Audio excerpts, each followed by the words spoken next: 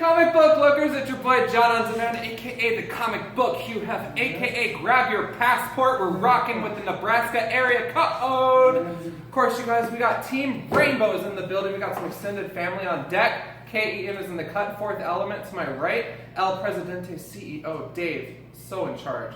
Bam! And of course, you guys, Dana here from the Lincoln location, Keeping It Comics down here in Lincoln, Nebraska. Gentlemen, how's it going? Great. Awesome. We love being here in Lincoln. I mean, we got a nice little shop, lots of everything, lots of cool stuff for all the geeks and nerds of Lincoln and the surrounding area. And,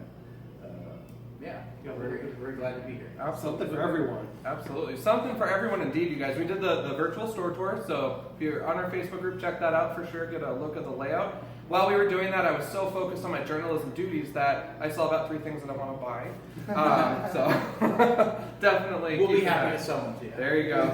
So I definitely have you covered there. But I just figured, hey, let's circle up to talk about some recent happenings in the nerd industry. Got a lot of content right now, not only on the shelves, but in the industry, on our televisions. So just so much is going on. So with that, we picked up just stacks of what we're looking at, what we're reading. Do you want to take the... I will go first, Okay. I guess. Am I going to do my whole pile, or are we going to go one? Maybe one. Sure. Whatever. Yeah. All right. Well, I'm actually going to combine these two, Batman and Superman. Both obviously the most iconic characters for DC. I don't think that's even arguable, but maybe. So these are I'm reading Batman and Superman. I'm not currently reading Action Comics and Detective Comics. We're up to issue 16 on both Batman and Superman. They come out every 2 weeks. I've thoroughly enjoyed both books so far. I've read all the way from Rebirth Start up to 16 and been very happy with these runs. Nice. Awesome. So Batman, this versus the new 52 Batman, what's your favorite between the two? Oh God, that's tough. That's tough. I like them both. I know that's a cliche answer or whatever, but quite honestly, I wasn't as into comic books in the New 52, so I'm gonna go with the current Batman. Okay. All right. If I knew more about the New 52 Batman, I mean, you can't go wrong with Snyder and Capullo, obviously, but I'll go with the current Batman. Okay. Awesome. Yeah, no, I would completely agree. It was a smooth transition, smoother than I anticipated when we ended the New 52. My tear ran because Batman, R.I.P. Court Halls. But it's been a really smooth transition, a lot of cool storytelling there, and a lot of Batman just in general, a lot of cool things going on right now in DC, I feel. So I guess bouncing off of that, I'll just tie that right on in with another Batman title. All-Star Batman issue 7, you guys. You got Poison Ivy hanging out, eyes glowing green. Green for the money I'm going to drop on this cover when we're done with this video. But I love Poison Ivy. I love All-Star Batman. This is just such a great book. The art, super different from the New 52 Batman and the main Batman line. But it's just something about how the story is told, the content of it, and the characters. I'm a huge rogue villain gallery of Batman fanatic that this is my jam right here. So All-Star Batman, highly recommended. If you're not reading, get familiar. Issue 7, so it's easy to jump on, get caught right back up. Be on the lookout for that trade coming up. But totally great storytelling right here. So I think 1 through 5 were Two-Face, right? Yes. Yeah. Yeah. 6 was kind of on its own, but part of this story arc. Yeah. So I'm excited. I haven't even read this yet. I got the other 2 covers It's of good. Sioux Falls. I haven't read it, so I'm really excited to check that out. Yeah, So. it is good. You'll like it. Ken. Well, I guess I'm more of the movie, TV, pop Funko person because currently I'm not reading any new books. I'm reading a bunch of old ones from my collection. So I think the one I want to start out with, one of the ones that I was so excited I saw and I had to have it right away was the one from Stranger Things. Season 2 is coming out in October. Halloween. We have, exactly, and right on Halloween. Gotta love that timing. We have the Demogorgon, which I think is awesome. I picked this one up the other day. I want to get the one where it's the exclusive where it's got the mouth is all closed up, but I haven't got that one yet. But Stranger Things, excellent show. If you haven't seen it, you should totally check it out. It's on Netflix. And I love the fact that now Netflix is actually doing their own shows and things, and now they're going to be doing their own toys and products to go along with those shows they announced. So I'm wondering if we might actually see the Netflix versions of the Marvel shows have their own type of, so you have the Luke Cage from the Netflix version and the Jessica Jones, so hoping to see that come out at some point soon, so fingers crossed there. Absolutely. My first pick is my unexpected pick of last year I think it was one of the books of the year, and this year it's just continuing to be a really surprising and fresh look. It's the Flintstones. We're up to issue number 8, and it's one of these things where I was very skeptical the first time I picked up this book. Somebody told me, well, I was actually listening to another podcast, and they said, read the Flintstones. Don't ask yourself what you're doing, just go ahead and do it. And I went ahead and took the advice and just went in with a kind of dumb naivete, and it is great stuff. It's really unexpected in terms of you get a lot of criticism about the way our society is set up. You get a lot of critique of consumerism and things like that. So you get to see a bunch of really zany stuff. The other thing I love about this book is you will get the most off-the-wall jokes, being really zany and funny, and then right next to that you'll get something very heartfelt, some amazing writing in here, and some really touching stuff too. So it's not what you would expect, but it is a great title, and if you haven't checked it out, go ahead and do yourself a favor and get this one. I think it's great. Definitely.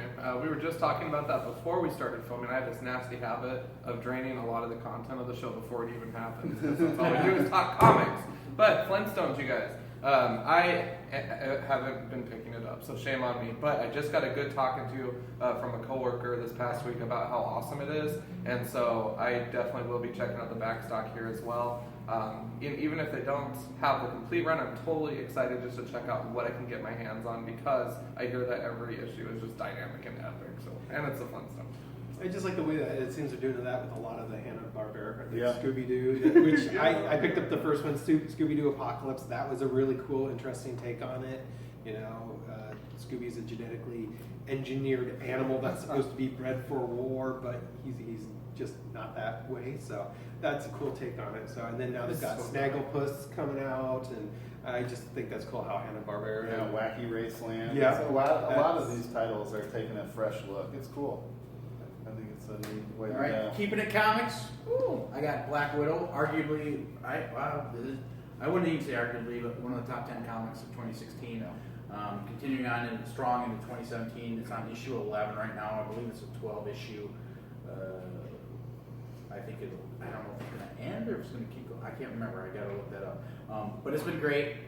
I could totally see, they talk about doing a standalone Black Widow action movie, live action, with Scarlett Johansson.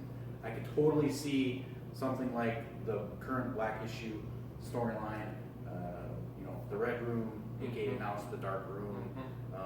Definitely a strong story, and it's played out very well with both male and female readers. We see equally this one being very popular. That's awesome. With Black Widow as well, like you mentioned the Red Room, which I was going to ask about. Is there literature out there that actually covers that in depth? Because I know the movie wanted to dive into it more, where they kind of highlighted flashbacks a little bit during Ultron. They showed a little bit of it on Agent Carter, on the show for Agent Carter. They had a little more of the flashbacks of the Red Room, but not a ton. I was just curious if there's like literature out there that kind of dives into that, or Marvel, if you're watching, there you go, moneymaker, you're welcome. They got one right now, Black Widow. The trades are coming out. I think the first trade is already out for Black Widow. Nice. But yeah, definitely if you want.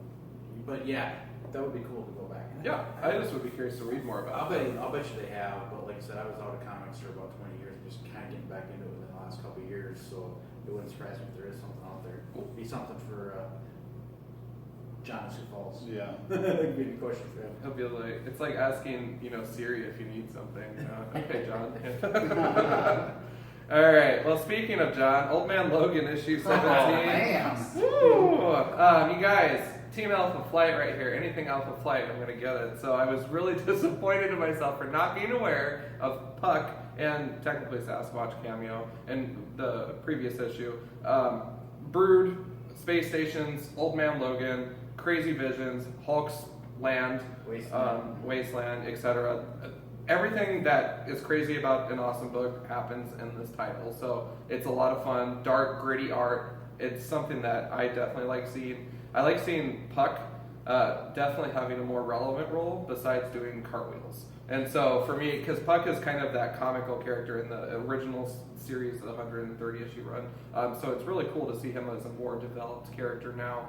So I definitely appreciate that. We also saw him recently in the Captain Marvel run, which I call Alpha Flight Speaks. But if you haven't checked that out, the covers are fun. It was during the Civil War II event. So check out that Captain Marvel run for sure for some more Alpha Flight goodness. But Old Man Logan, if you're not reading it, get familiar. We're on issue 17 right now. Great time to jump on. You get 17, I recommend 16 as well. Pair it up.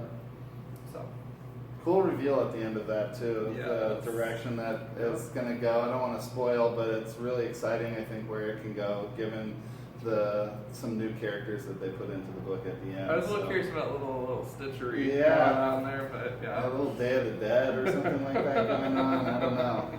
Definitely some interesting stuff coming. Next one I have is I'm excited for this movie. It's coming out actually, I want to say the next couple of months here. But we have Kong from Kong Skull Island. I'm so excited for this movie. From the previews that I've seen, John Goodman. It looks like it's going to be an excellent movie. Samuel Jackson.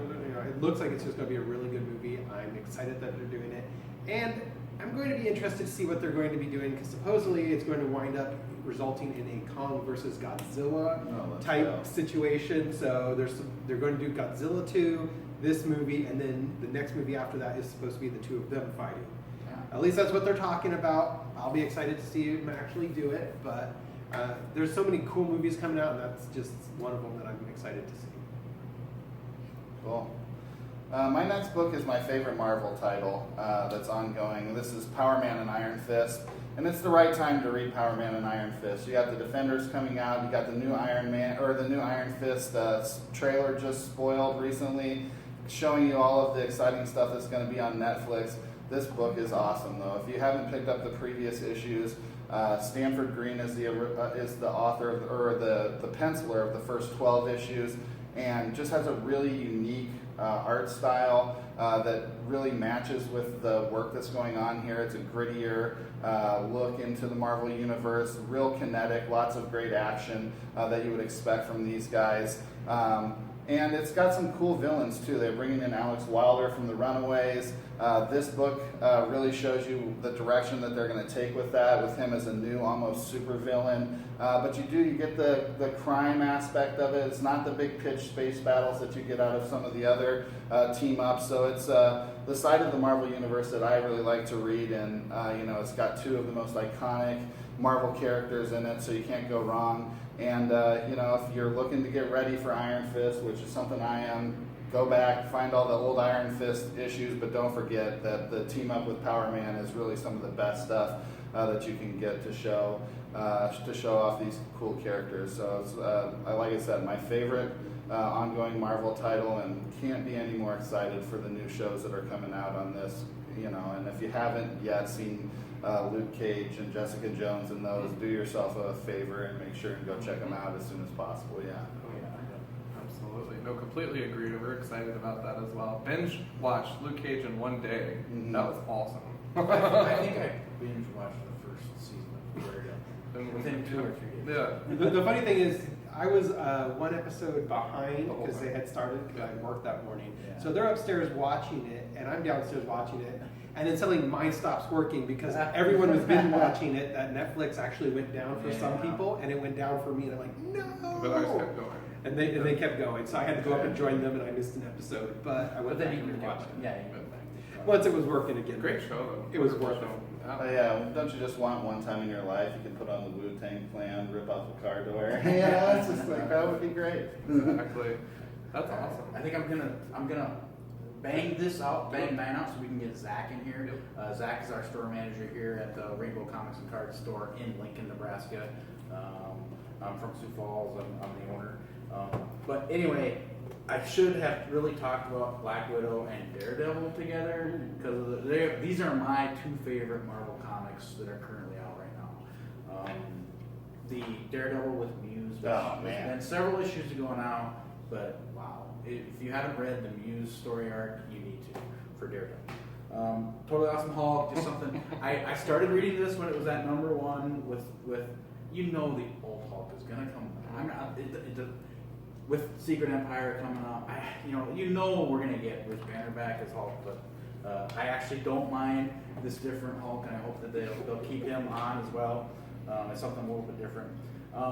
I would say I'm probably known as more of the independent publisher guy. If you look back, and every week, people on Facebook, on our Facebook page, we put out our team recommendations, our team picks for the week, and I probably pick just as many independents, if not more independents than most people.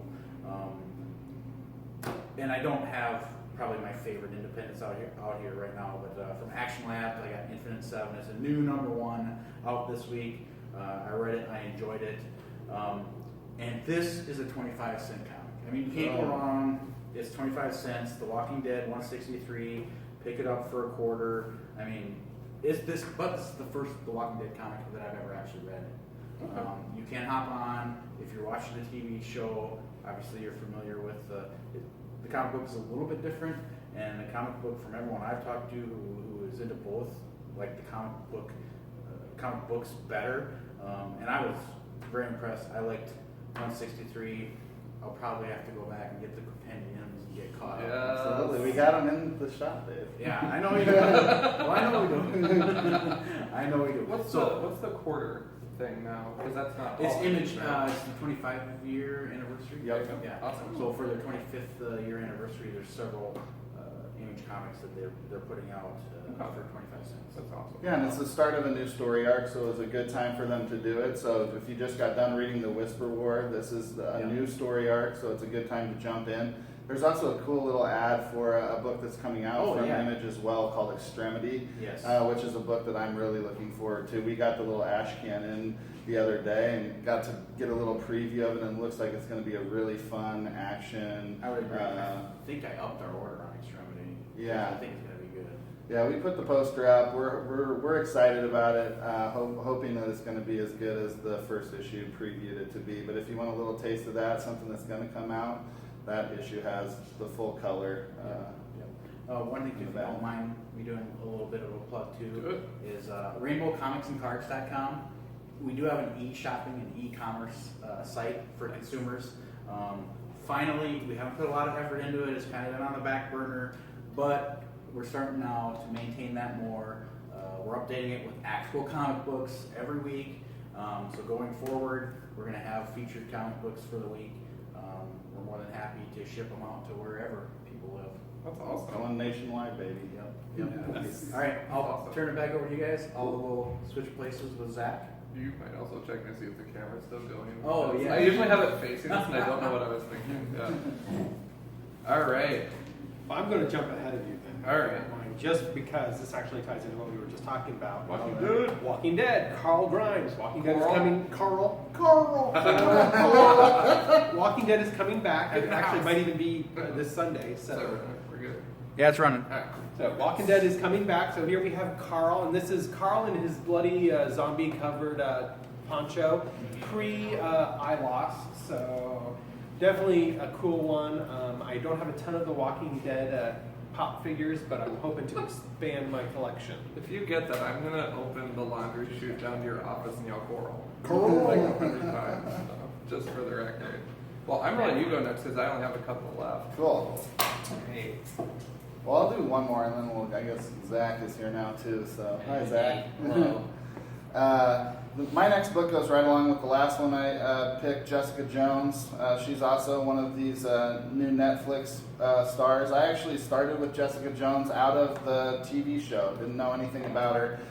Went back and read a bunch of the Alias stuff. I think we still have a couple comic sets in the store. But if you haven't gone back and read her origin story and some of the early Alias Investigations books, they're really good. This storyline is cool. A lot of intrigue. This issue in particular is a very sort of meta-level head-scratcher. There's some dark stuff going on here, which I really like. It puts Jessica in sort of a perfect position. She's this investigator. She's an ex-superhero. She's sort of trying to investigate on what's going on with some of these other superheroes, and also at the same time doing a little subversive stuff with Captain Marvel, Carol Danvers. this book is responsible for me hating Carol Danvers. Really? A lot So of people like her. yeah, so she's She's got Civil War too. yeah. Well, I did read that one too.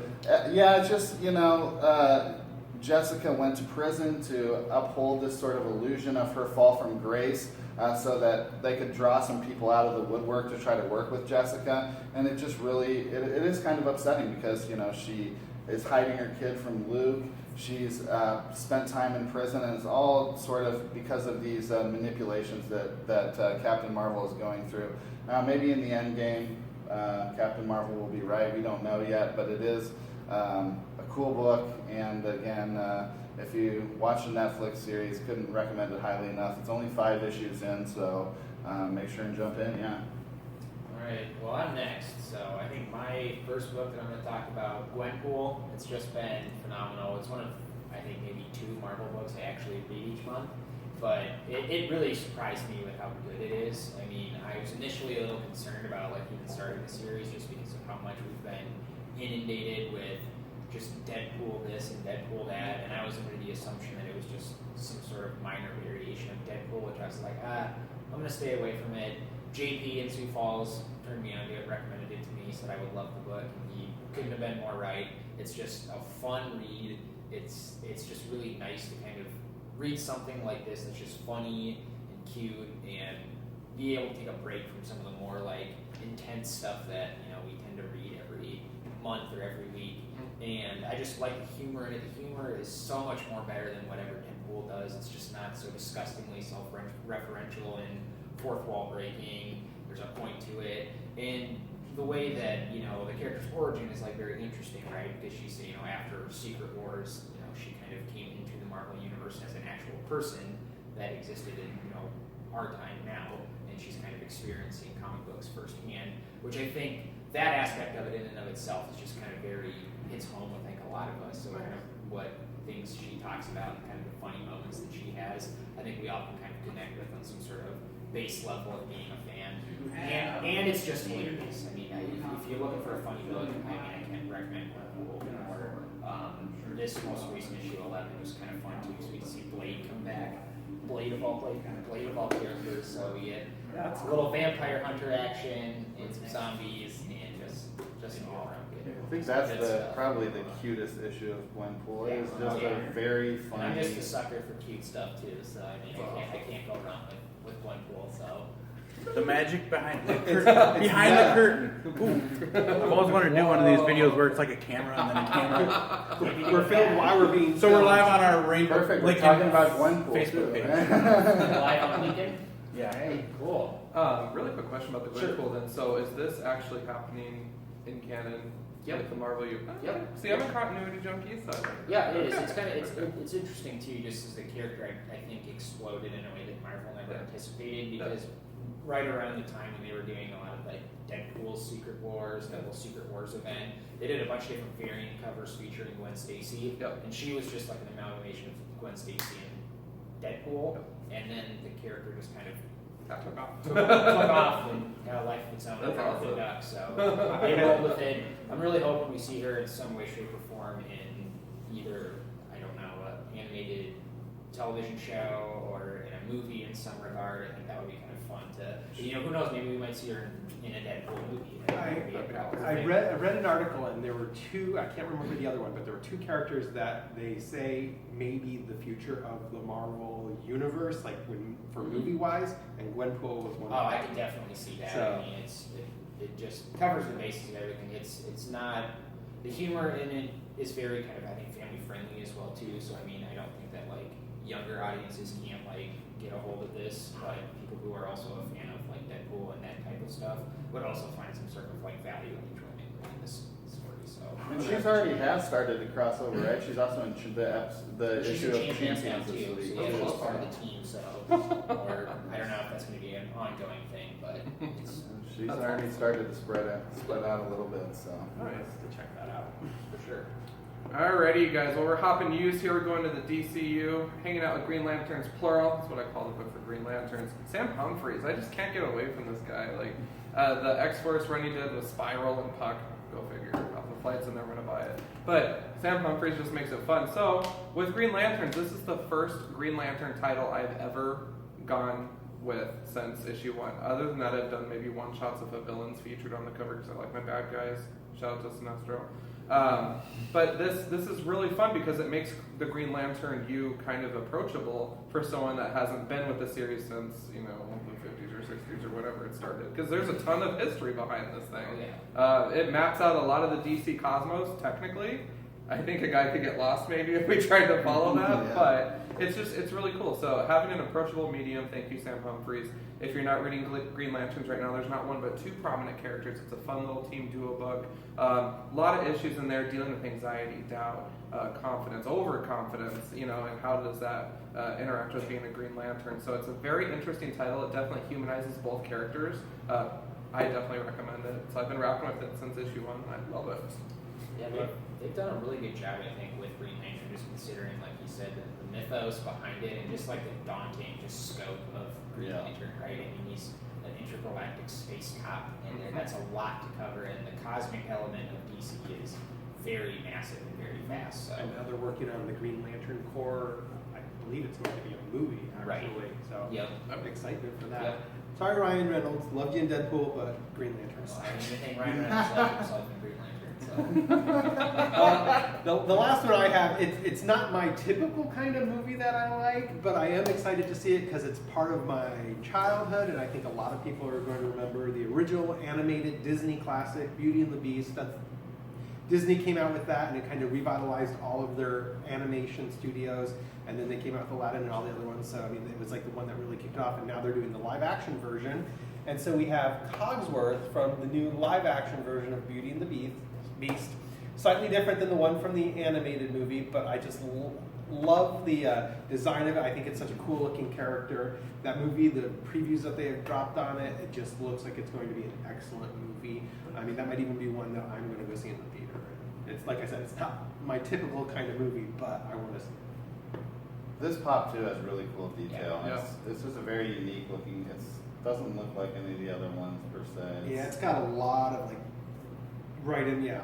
You got to check it out. It's definitely very cool. And I don't know, but you can correct me if I'm wrong, but I've kind of noticed a trend in some of the stuff Funko's doing, especially in the pop line, of kind of creating some sort of variation from just the standard kind of pop look. Yep. I mean, It's smart. that's something that I've noticed a little bit with some of them. Obviously, things like the Demi-Word, you can't just make Make a head, yeah. But I think they've definitely reached the point where they're definitely expanding with the styles and the type of things. And now they're coming up with the soft ones, and they've got the Dorbs, and so I think it's such a cool company. I like all the stuff they do. So I just, you know, there's something for everyone. TV shows, games, movies, comic books. Books. They have book characters, you know, like from actual novels and literature. You can buy your favorite Pop Funko character from a novel. I think I saw one from the Blacklist, maybe, that TV show. Yeah. So, I mean, If there's something you like, chances are there's a pop figure for it, or if not, there will probably be one coming out. Except for Nintendo, I'm so disappointed because of licensing. There are no Nintendo Pop Funks, so you can't get like a Mario or a Link or a Zelda or anything like that. or anything like Kingdom Hearts. Yeah, that's Sometimes a That would silly be Final Yeah. Fantasy. Yeah. But, cool. My next book, I'll stick in the DC universe. The Justice League, Mighty Morphin Power Rangers crossover. There's not a lot to say here. It just is awesome. Just the title lets you know that.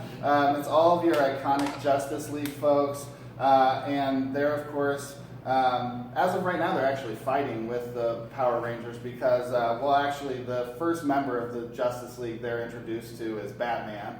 And of course, the Power Rangers think Batman's a bad guy, right? He doesn't smile, he wears black, right? So they're like, okay, we're gonna have to fight this guy. And now we're sort of trying to resolve the fact that the Justice League's figuring out who they are, what's going on, and we're gonna get to hopefully them being cooperative in this. But yeah, Power Rangers, it's the right time for, I think, people who are nostalgic about this series. Movies coming out, crossover with the Justice League. These crossovers have been good. If you didn't read the one with the Suicide Squad and the Justice League, that was also great. So DC is hitting home runs with titles just like this. And this is only issue number 2, so Not too much in yet, so you can get pretty much right from the beginning started now. So, yeah. I do have to give a shout out without giving away the details to a certain winged Power Ranger accessory dragging off a certain prominent DC set of four wheels. Yep. That was fantastic, and I was cheesing out hardcore. So. It looks good too. In the same kind of vein, I think a lot of the things they've shown for the new movie that's coming out, I have some high hopes for that, and you can't go wrong with Bryan Cranston and Zordon either. Like, That'd be awesome. That's awesome. I didn't realize Bryan Cranston. He's actually got a connection to the original series too. He played a character in the original series. Oh. He was one of the bad guys in the suit. So, Oh, so you couldn't tell it was him, but he played it. And that guy's just all over the place. He just is such a talented actor. But my next book that I want to talk about is my kind of just surprise book of the year for me personally is Motor Crush. It's an image book done by Babstar, Cameron Stewart, Brendan Fletcher. And if that creative team sounds familiar, it should. They're also the ones behind the New 52 Batgirl. Babstar's art is just, I think, just beautiful, like on an aesthetic level, and the way that she draws her characters is just phenomenal. But the content of the book is also really good too. It kind of follows a mechanic, bike shop worker by day, and then an illegal street racer by night, kind of set in this world called Nova Honda, which is, I guess, sort of similar to West Coast America, set sometime in the future.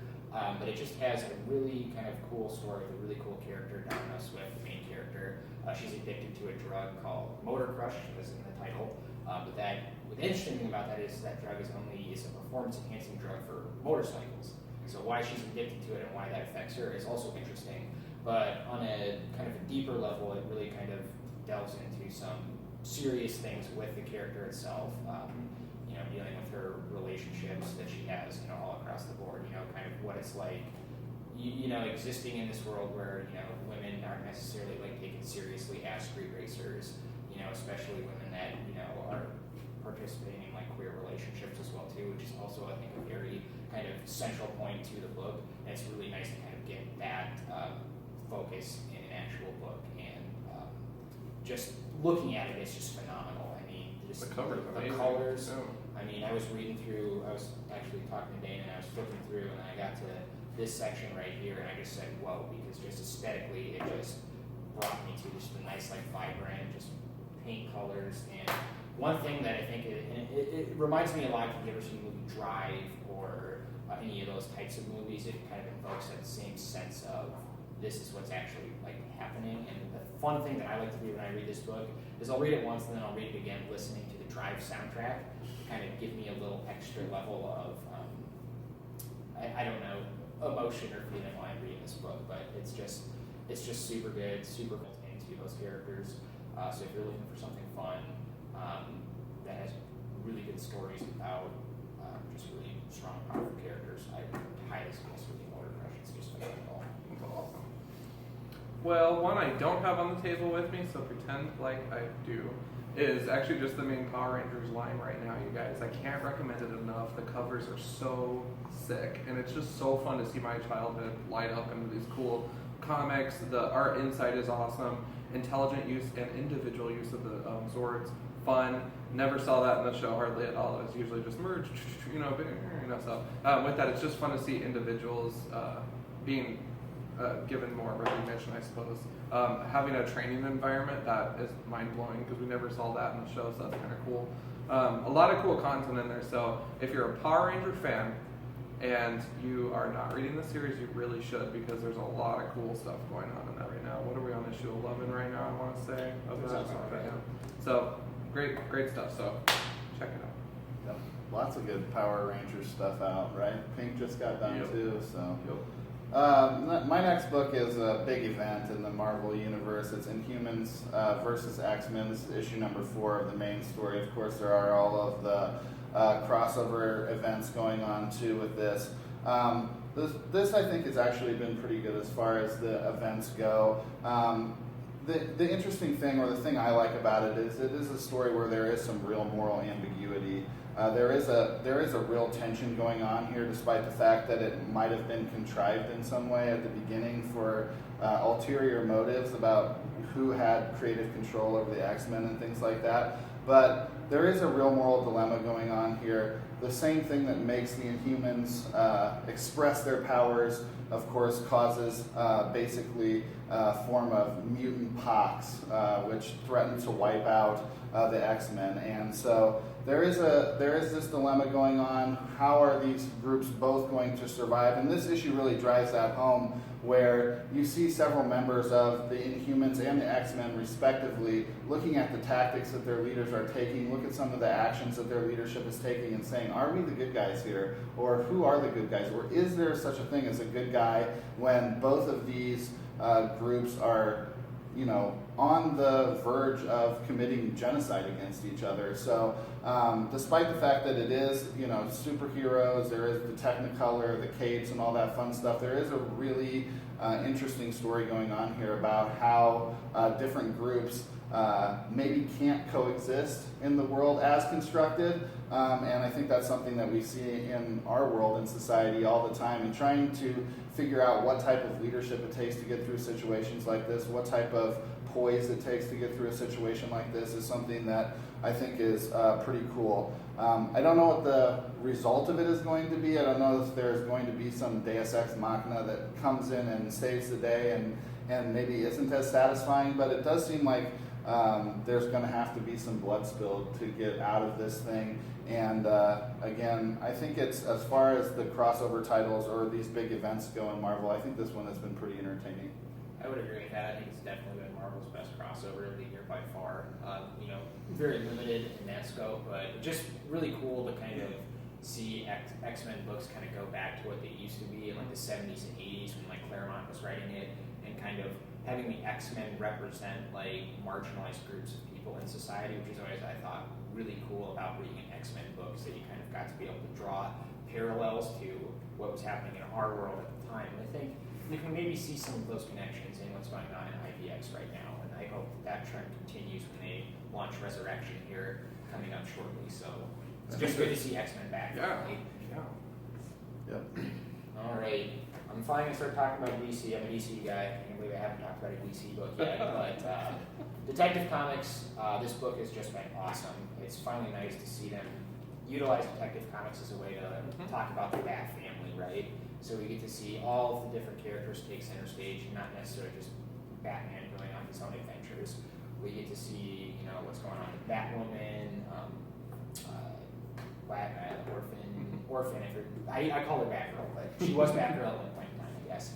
Batwing. So we get to kind of see the scope of Batman's world kind of take shape in this book, and all of the stories and all of the arcs that we've done so far since going back to the original numbering since Rebirth have just been phenomenal. And the Victim Syndicate that just finished up recently was really just kind of just made you think about, you know, how Batman like does Batman's job and how that affects the people around Batman. And we're kind of getting to see, I think, some other tales spin out of this book, right? Like Batwoman's getting her own book here shortly too, and I'm really looking forward to Kate Kane finally getting her own story, and not kind of just be on the back burner. And then we even get a little bit of Azrael too, who we haven't seen in quite a while, but Azrael is showing up, so that's really, really quite phenomenal to see them just kind of maybe take a page out of Marvel's book, the Spider-Verse, and get us a Batverse, I guess. Yeah. So we get. I just love Detective Comics. Every Batman has been just awesome this year. Well, I tell you what, I got my one book left here, but it's a good one, you guys. Star Wars Dr. Aphra, issue number 4 from Marvel. So with that, Darth Vader never ended, because everything that I liked about Darth Vader was phenomenal. So with that, we have like the evil droids in there, which are, there was a funny panel in there where basically, yes, being dead should slow them down because evil R2-D2 launches grenades. It was just, that kind of dialogue is so witty, it's so fun.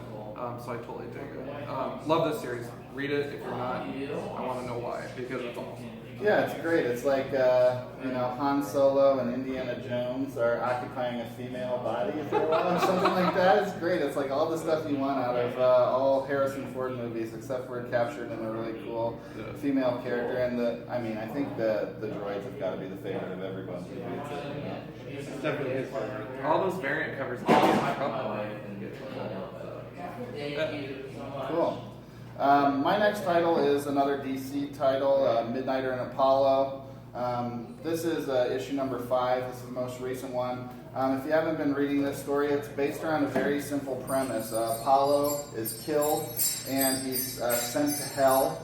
And Midnighter, of course, decides that this is not going to be the fate of his lover and literally goes into hell in only a style that Midnighter could and wreaks tons of havoc.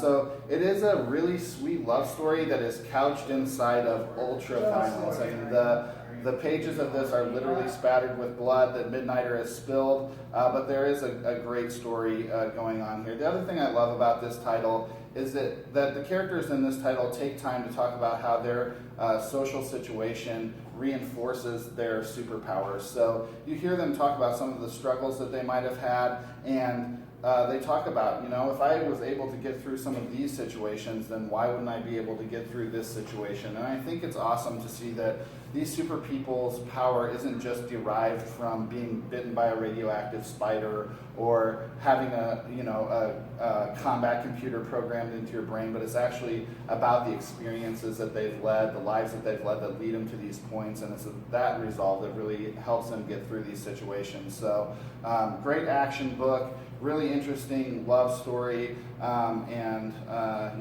there's all of that cool what kind of makes a superhero super stuff going on here, and I think that's one of the main tropes that causes comic book nerds to read comic books. So yeah, it's one of my favorites.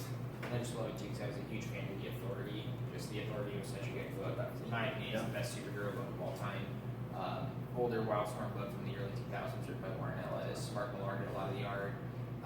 Really cool. I'm just glad to see characters like Midnighter and Apollo kind of get their own series and their own spotlight. And hopefully with the Wildstorm that's coming out here shortly, the new kind of relaunch of the Wildstorm universe, we might see a little bit more of Midnighter and Apollo and Jimmy Sparks and the rest of the Authority. So there might be more, so stay tuned. I kind of want to throw this because I keep seeing all these DC comic books and then they all have the exact same ad on the back. And I haven't seen it yet, but I want to see it. I think it's such a clever idea. Powerless. Bruce Wayne's cousin runs a research and development firm or portion of Wayne Enterprises that they design things to help regular people survive the world with superheroes, umbrellas that protect them from debris falling and things like that. And it's going to be a comedy. It looks like it's pretty funny from the previews that I have seen. I just think it's a neat take to a not so serious take on the DC universe. And still kind of throw in some mentions of some of the bigger characters too, right? So we kind of know in that universe that Superman and Batman and Green Lantern all exist, and they're all kind of in the background. Like you see, like Green Lantern fly by in the background. They don't mention him, but he goes by. But it's nice that there he is. At least he has a presence on TV again. It reminds me a lot too of that old Marvel book, Damage Control. I don't know if anyone remembers that at all. That's it's a old book that was about the insurance company that dealt with the cleanup of aftermath of superhero kind of fights and things like that. What a cool concept. What do you do after the battle? Yeah. You have to file your claim and you have to clean it up. So actually, I think I have that here. So That's awesome. So yeah, similar. But all right, the main event for me at least, Supergirl. This book has just been awesome. Well, one on a personal level, it's my favorite comic character of all time, and second of all, it's just been a really good book. We just got a lot of really good Supergirl stuff out there right now. The TV show has just been hitting it out of the park. If you've ever seen that, they've done a really good job. Melissa Benoist has just done so well as Kara Zor-El, but this book's written by the same person who actually writes Midnighter and Apollo, and who also did the 12-issue series previous to Midnighter and Apollo, just about Midnighter. So it was cool to see one of my favorite authors take charge of this book. And we get to see, Supergirl not be the same type of character she was in some of her more golden and silver age stories, which is always kind of playing like second fiddle to Superman and, existing in the background in Superman's world. This book is all about her. It's about what she deals with, kind of always being in Kal-El's shadow and really kind of coming into her own. So it's a really, really cool story to finally be able to see Supergirl just be super. I don't know a better way to say it other than that. So I'm just happy about it. So I couldn't talk enough about it. So Definitely. Well, I got one more left, and then I'll pass it to whoever's up next. This is the last one I've got. It's the Unworthy Thor. you know, as a giant Danish person, I feel like I have to read this book. So, so this is my people. But this is just a short mini series, but it is about Thor, attempting to regain control of his hammer. This is actually the issue where we see a whole bunch of forces pitted, all to see who's going to gain control. So we have some of Thanos' minions. We have the Collector, who's a really cool character. And then, of course, Thor. And in this case, he's got Beta Ray Bill with him. He's got his giant bloodthirsty goat with him. And he's also got a hellhound with him. So there's lots of good action in this.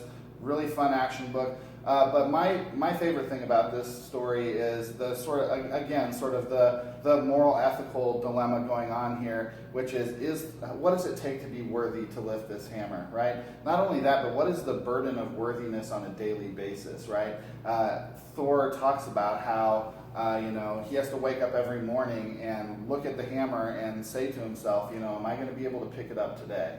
Was I good enough yesterday to be the person I was going to be today? And I think that's a really interesting way to look at these superhero books because, with great power does come great responsibility. And, so I think that dailiness of, am I doing the right thing? Being forced to have to take that self-assessment on a daily basis every morning when you wake up and pick up the hammer is something that's really cool. This issue ends right near the climax of this story, so we're going to find out really soon whether or not he is able to achieve that status of worthiness. So if you haven't, check it out, especially if you're of Scandinavian heritage. It'll play big with you and your family members, but everybody knows and loves Thor. This is a cool new look at him. For sure. My final book, Wonder Woman, has also been really good too. One thing that I like about this book, which I think is kind of unique, is the way that they utilize the twice monthly release of it.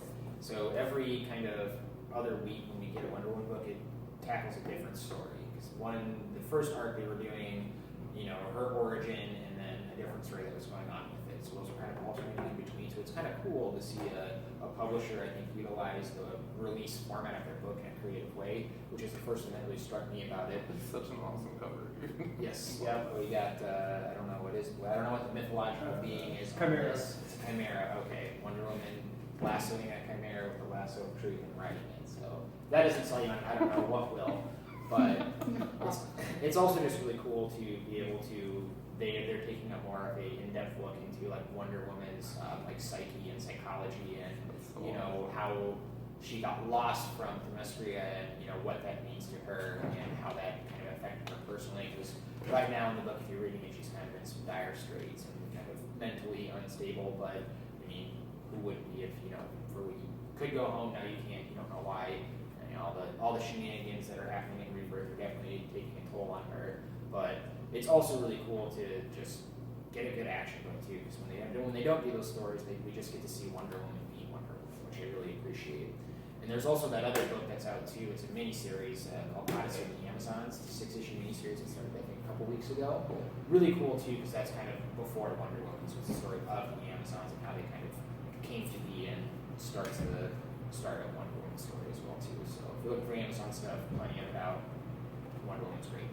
Awesome. All right, boys. Well, as I said, we're hanging out here in the Lincoln location of Rainbow Comics, Cards, and Collectibles. So get familiar. Hang out with Zach and Dana. As it's been proven on the show, they're going to be horrible influences on me with their knowledge of comic books, because I'll probably buy some of the things that we talked about today. So if you guys need some comic book advice, they got your back. Holidays are coming up here. Yeah, there's always a holiday.